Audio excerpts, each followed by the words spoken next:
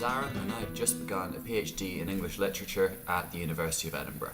And something that I'm hoping to do is a series of vlogs over the course of the PhD, sort of tracking the major milestones in that might be useful hopefully for people who are thinking about doing a PhD, so you can kind of watch my mistakes in real time and learn a bit about the process by watching me learn a bit about the process as I go.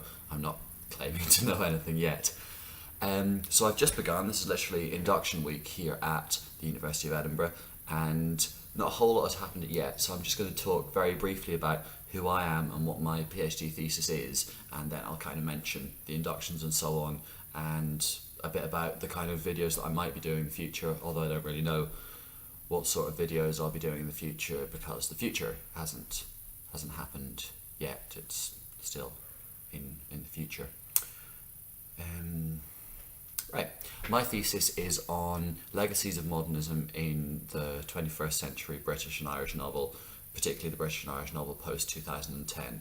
So what I'll be kind of doing is taking a theoretical lens that has been created by a variety of theorists, and I'll be amalgamating those theories in a particular way, but I'll be using theories that look at high modernism in the 20s and 30s, the works of James Joyce and Virginia Woolf and these very experimental authors there, and people who are doing very experimental things with representations of consciousness, stream of consciousness, and Joyce and Woolf of course being the term that's often used for that. And I'll be sort of applying that lens to contemporary writers, including but by no means limited to Eamon McBride and John McGregor and Will Self and Kevin Barry and Keith Ridgway and Ali Smith and many others, no doubt, looking to cast my net quite widely, at least at first. I'm sure these things will change as they go along, and sort of ask to what extent the legacy of those 1920s experimental writers is being carried on by contemporary writers, and also whether they are pastiching the 1920s sort of style, whether there's kind of a cult of high modernism now which is being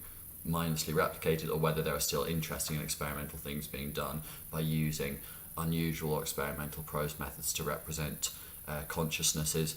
And something I'm quite interested in that seems to be done a lot is that these sort of prose methods are turned to when authors need to represent minds which are maybe outside of the mainstream grammar of society. So John McGregor's Even the Dogs looks at alcoholics and drug addicts. Eamon McBride's A Girl is a Half-Formed Thing, the protagonist and narrator of that book's severely mentally traumatised. Will Self's Umbrella and Shark, they deal with various sort of psychiatric conditions and also with drug trips. Kevin Barry's Beetlebone, drugs are certainly in and around that, as is a certain sort of spiritual experience. Keith Ridgway's Hawthorne and Child, a really interesting book. It sort of deals with deviance from mainstream society in a number of ways, from the criminal to the sexual, and also just the textual as well. So it's a kind of amalgam of style and substance, I suppose, that I'm interested in with regard to representations of consciousness and looking at that through the lens of certain analyses of 1920s and 30s modernism in literature.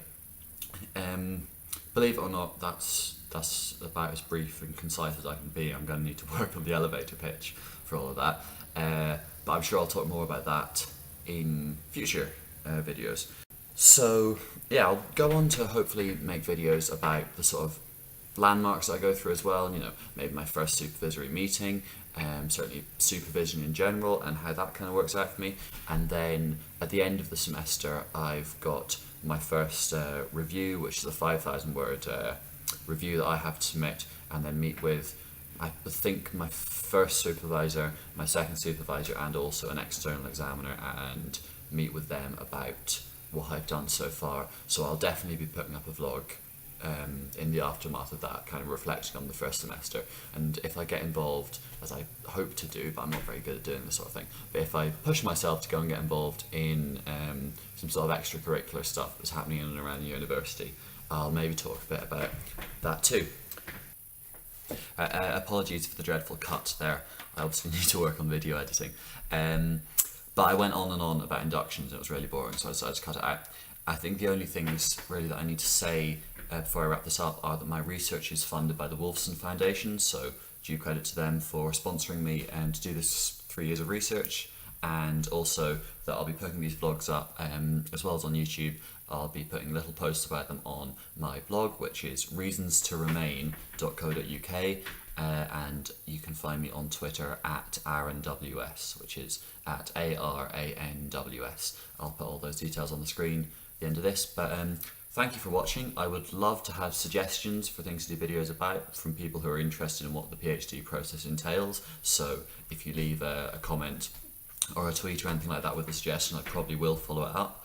And I hope that you enjoy watching this and that I can make these vlogs into a resource that's actually useful for anyone wondering about what the PhD process is like. Hopefully when there's a few more of these vlogs, I'll kind of form a body of work that might be quite informative.